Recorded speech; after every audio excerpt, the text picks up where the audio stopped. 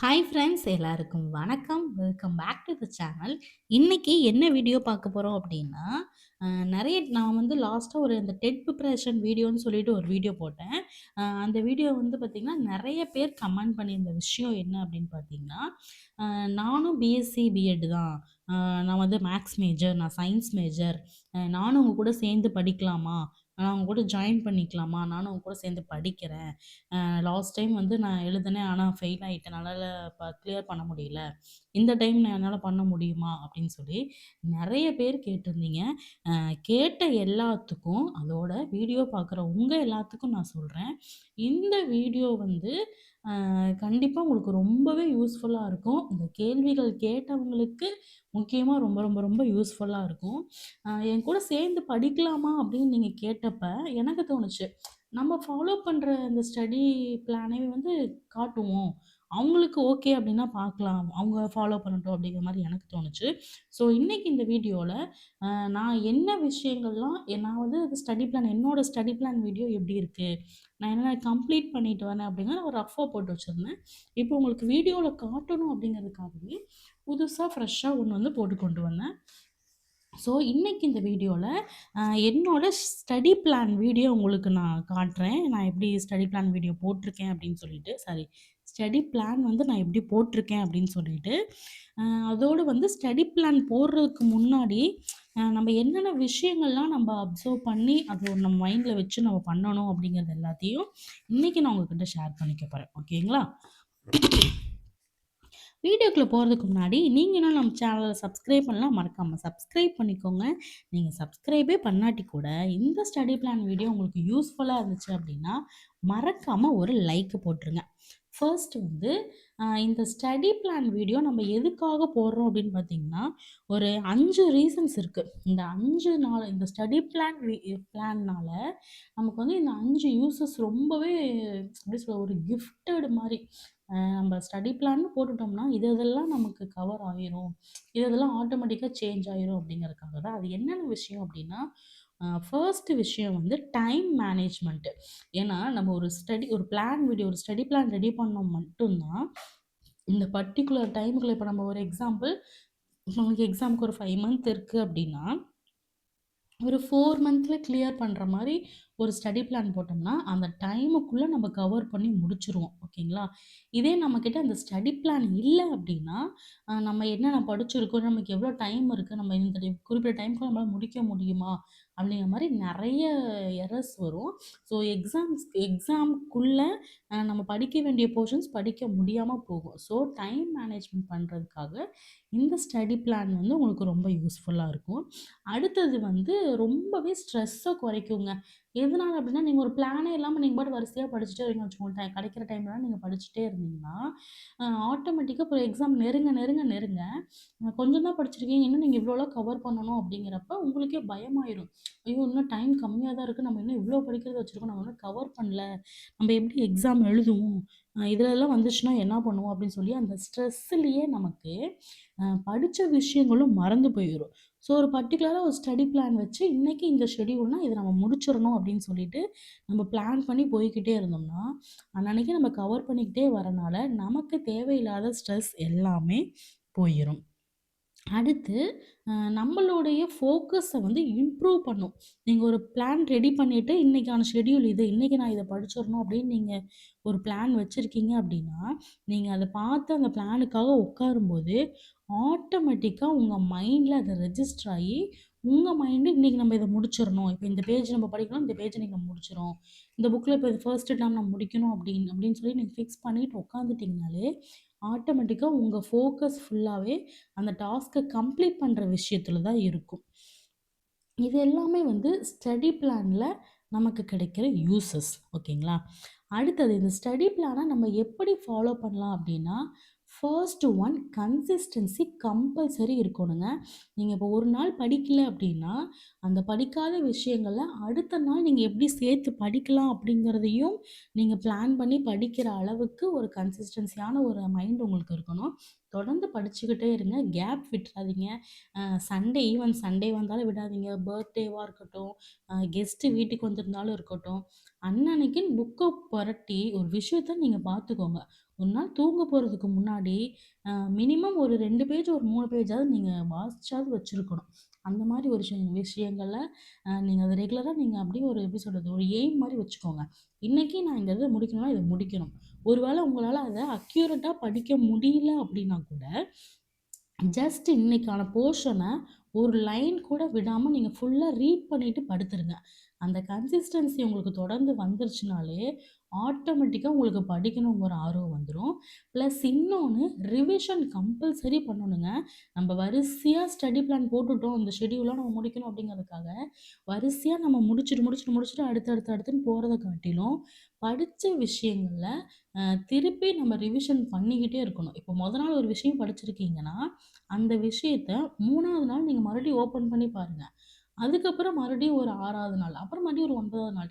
மாரி ஒரு நாள் விட்டு, நீங்க ரிவிஷன் ஆல்ரெடி படிச்சத நீங்க திருப்பி ஓப்பன் பண்ணி பாக்க, உங்களே அறியாம ஒரு டேட்டா உங்க மைண்டுக்குள்ள போய் செட் ஆகிக்கிட்டே இருக்கும். ஸோ, நீங்க எத படிச்சாலும் ஒரு 2 நாள் கேப் விட்டு அடுத்த நாள் அத மறுபடியும் ஓப்பன் பண்ணி பாருங்க. என்ன விஷயம் படிச்சிருக்கோம் அப்படிங்கிறது. அது உங்களுக்கு கம்பல்சரி மறக்கவே மறக்காது. ரொம்ப யூஸ்ஃபுல்லா இருக்கும். அடுத்தது அ நம்மளுடைய ப்ராக்ரஸ நம்ம ட்ராக் பண்ணிக்கலாம். நம்மளுடைய தரம் எவ்வளோ? நம்ம எவ்வளோ படிச்சிருக்கோம்? இதெல்லாம் படிச்சுட்டு வந்துட்டுருக்கோம். ஏன்னா நம்ம இவ்வளோ படிச்சா போதும் அப்படின்னு சொல்லிட்டு, ஒரு ஸ்டூடண்ட்க்கு எப்படி ஸ்கூல்ல ப்ராக்ரஸ் கார்டு குடுக்குறாங்க. இந்த இந்த லெவல்ல இவங்க இவ்வளோ ஸ்கோர் பண்ணியிருக்காங்க அப்படின்னு சொல்லிட்டு. அதே மாரியே நமக்கு ஒரு ப்ராக்ரஸ் கிடைக்கும் நமக்கு. நம்ம இந்த ஷெட்யூல்குள்ள நம்ம இதெல்லாம் முடிச்சிருக்கோம். நம்ம இத நம்ம மிஸ் பண்ணிட்டோம். அப்ப இந்த ஷெட்யூல நம்ம அடுத்த இதுல ஃபாலோ பண்ணணும். இதுக்குள்ளலாம் முடிச்சிரணும் அப்படின்னு சொல்லிட்டு, நம்ம தரத்த நம்ம தெரிஞ்சுக்கலாம். பிளஸ் இன்னொன்னு 1 வீக்குக்கான ஷெட்யூல் நம்ம இவ்வளோ வச்சிருக்கோம் அப்படிங்கிறப்ப, அந்த வீக்கான ஷெட்யூல் நம்ம எவ்வளோ முடிச்சிருக்கோம். அப்ப நம்ம இந்த அளவுக்கு ஸ்லோவா படிக்கிறோம். இல்ல நம்ம ஷெட்யூலே முடிச்சுட்டோம் அப்படின்னா பரவால்ல. இந்த 1 வீக்குக்கானத நம்ம படிச்சுட்டோம். நம்மளால படிக்க முடியுதுங்கிற ஒரு கான்ஃபிடன்ஸும் வரும். ஒரு வேள படிக்க முடியலன்னா கூட உங்கள நீங்களே வந்து இம்ப்ரூவ் பண்ணிக்கலாம். இம்ப்ரூவ் பண்ற அளவுக்கு உங்களுக்கு ஆட்டோமேட்டிக்கா மைண்ட் மாறிரும். இதுக்கு நீங்க எங்கேயும் வெளிய போய் எந்த வீடியோ பார்க்கணும் அப்படிங்கிற அவசியம் இல்ல. ஒரு ஷெட்யூல் 1 வீக்ல நீங்க ஒரு 10 லெசன் படிக்கிறீங்க அப்படின்னா, நீங்க ஒரு 5 லெசன்ஸ் தான் படிச்சிருக்கீங்கன்னா, அத நீங்க வேல்யூ பண்ணும்போதே, நீங்களே ஒரு செல்ஃப் எவாலுவேஷன் பண்ணும்போது, ஆட்டோமேட்டிக்கா உங்களுக்கு நம்ம பாரு இவ்வளோ ஸ்லோவா இருக்கோம். அப்ப அடுத்த டைம் அடுத்த ஷெட்யூல்ல இன்னும் கொஞ்சம் படிக்கிறத ஸ்பீட் பண்ணணும். டைம் கொஞ்சம் அதிகம் பண்ணணும். படிக்கிற டைம் அதிகமாக்கணும். அப்படிங்கிற தாட்ஸ் எல்லாமே உங்களுக்கு ஆட்டோமேட்டிக்கா பூஸ்டப் ஆக ஆரம்பிச்சுரும். ஸோ இது எல்லாமே வந்து நீங்க ஒரு ஷெட்யூல சக்சஸ்ஃபுல்லா கம்ப்ளீட் பண்ணோம் அப்படின்னா, ஃபாலோ பண்ண வேண்டிய ரூல்ஸு. ஒண்ணு வந்து கன்சிஸ்டன்சி இருக்கணும். இன்னொன்னு ரிவிஷன் கம்பல்சரி பண்ணணும். இது எல்லாமே. ஓகேங்களா? அடுத்தது, நான் ஸ்டடி பிளான் வீடியோ மேக் பண்றதுக்கு முன்னாடி, ஃபர்ஸ்ட்டு நம்ம என்ன எக்ஸாம் படிக்க போறோமோ, அந்த எக்ஸாம்ஸ்க்கான சிலபஸ் நம்ம கையில இருக்கணும். அந்த எக்ஸாம் பேட்டர்ன் இருக்கணும். ஓகேங்களா? இது first one rule. Second one வந்து பார்த்தீங்கன்னா, சிலபஸ் வந்தோனே டக்கு டக்குன்னு 6த் டூ 10த் புக்கா? இது ஃபுல்லா படிச்சிரலாம் அப்படின்ட்டு, வரிசையா படிச்சு மக்கப் பண்ணி, வாமிட் பண்றதுக்கு பதிலா, ப்ரீவியஸ் கொஸ்டின் பேப்பர டவுன்லோட் பண்ணுங்க. ஓகேங்களா? இப்ப நமக்கு ஆன்லைன்ல எல்லாமே கிடைச்சிருச்சு. எதுவுமே இல்லைன்னே சொல்ல முடியாது. கையில ஒரு ஃபோன் வச்சிருக்கோம், தட்டுறோம், எல்லா விஷயங்களும் வருது. நீங்க என்ன எக்ஸாம் படிக்கிறீங்களோ, அந்த எக்ஸாம்க்கான ப்ரீவியஸ் கொஸ்டின் பேப்பர டவுன்லோட் பண்ணுங்க. பண்ணி ஃபர்ஸ்ட்டு ஒரு 4, 5 கொஸ்டின் பேப்பர நீங்க பாருங்க. இந்த கொஸ்டின்ஸ்லாம் எப்படி கேட்கறாங்க?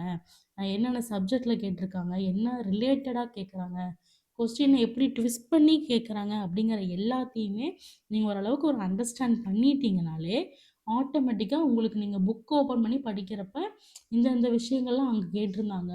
அப்ப இதுக்கெல்லாம் இம்பார்ட்டன்ஸ் அதிகம் குடுப்பாங்க போல, அப்படிங்கிற மாரி உங்களுக்கு ஒரு மைண்ட் செட் ஆயிரும். இது செகண்ட் விஷயம்.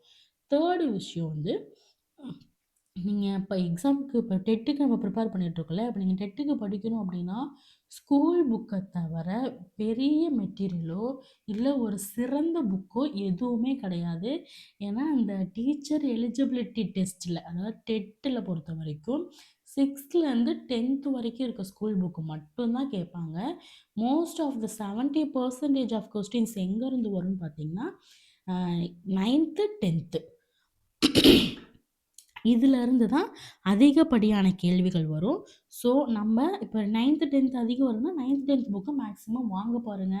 இல்ல ஒரு பிடிஎஃபா பிரிண்ட் எடுக்க பாருங்க. டவுன்லோட் பண்ணி நீங்க ப்ரௌசிங் செல்ல குடுத்தீங்கன்னா, ஒரு ஸ்பைரல் புக் மாரி நார்மலா இப்ப இதில பண்ணியிருக்கோம் இல்லையா? இந்த மாரி ஒரு ஸ்பைரல் புக் மாரி ரெடி பண்ணி குடுத்துருவாங்க.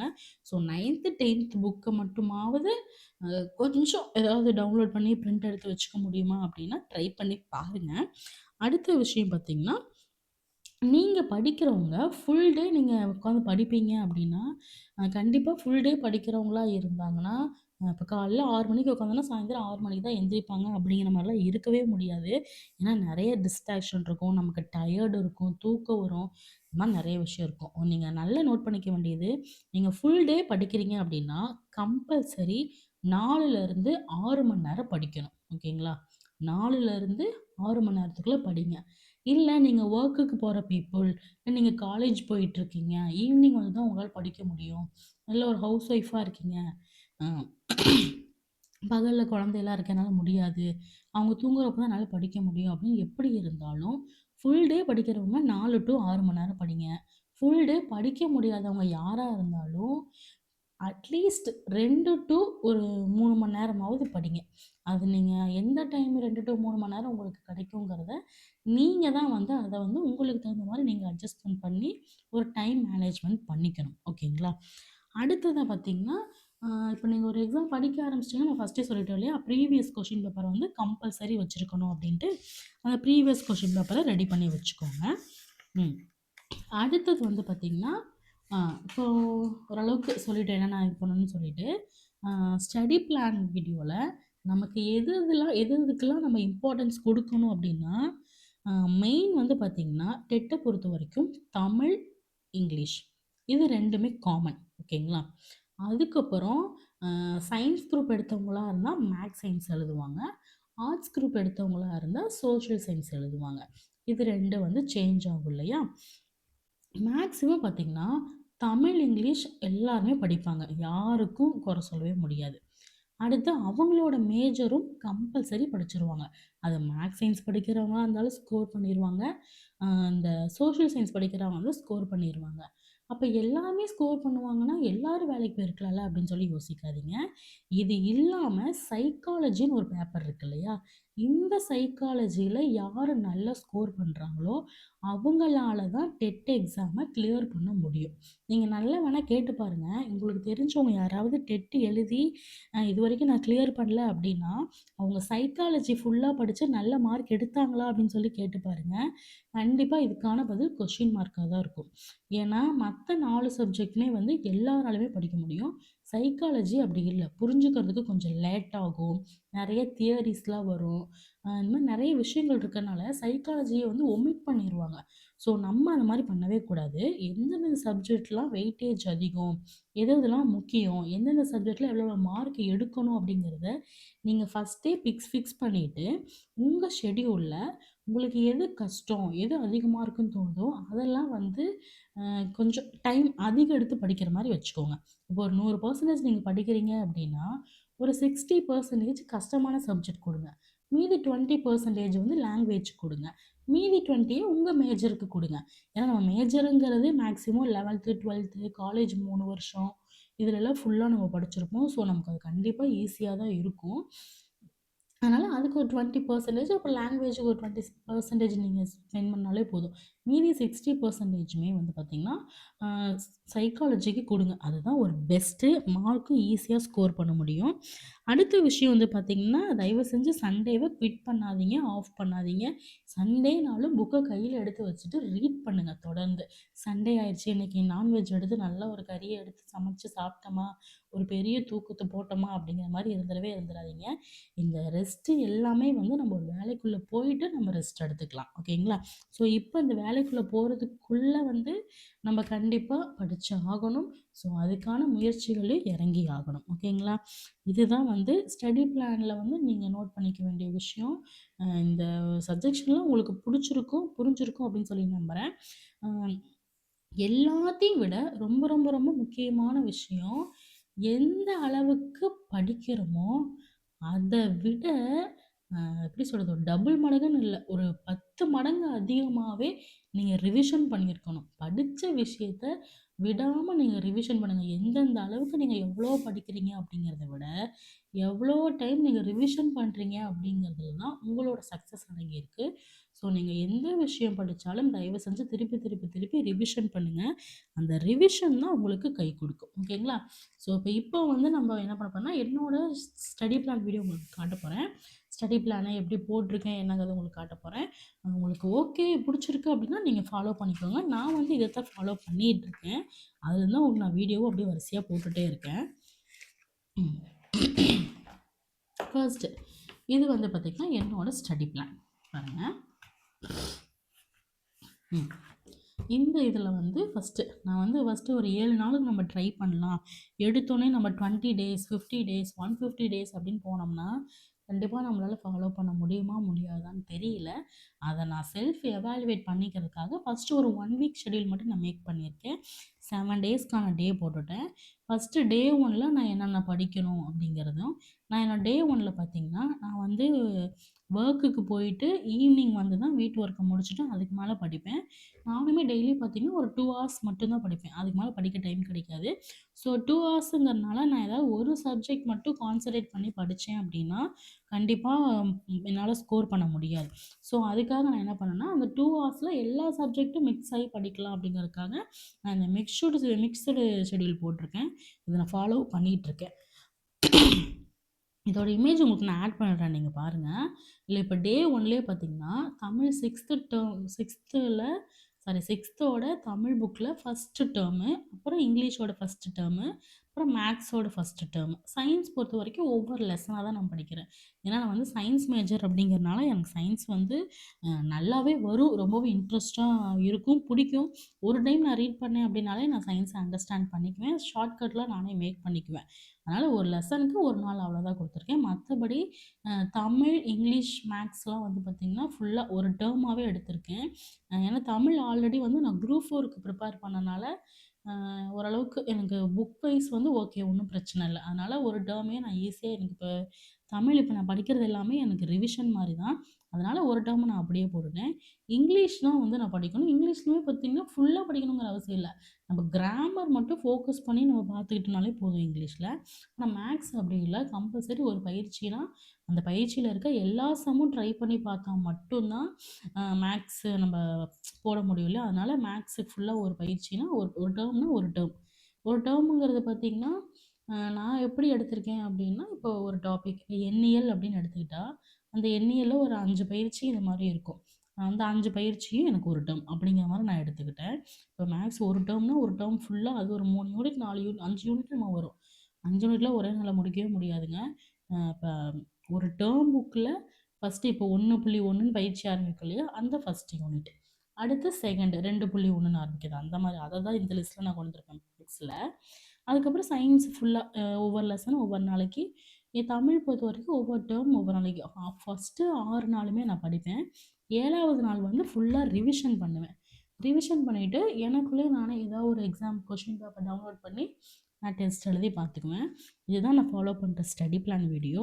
என் கூட சேர்ந்து படிக்கணும் அப்படின்னு நினச்சவங்க, இல்லை நான் எப்படி ஃபாலோ பண்ணுறேன் அதை அப்படியே கூட ஃபாலோ பண்ணணும் அப்படின்னு நினச்சவங்க யாராவது இருந்தீங்க அப்படின்னா இந்த பேப்பரை இது வந்து நீங்கள் ஒரு ஸ்க்ரீன்ஷாட் எடுத்து வச்சுக்கோங்க. கம்பல்சரி அதுவும் நீங்கள் ஃபுல் டேலாம் படிக்கிறவங்களா இருந்தால் அழகாக லட்டு மாதிரி இந்த ஷெட்யூல் ஃபாலோ பண்ணலாம்.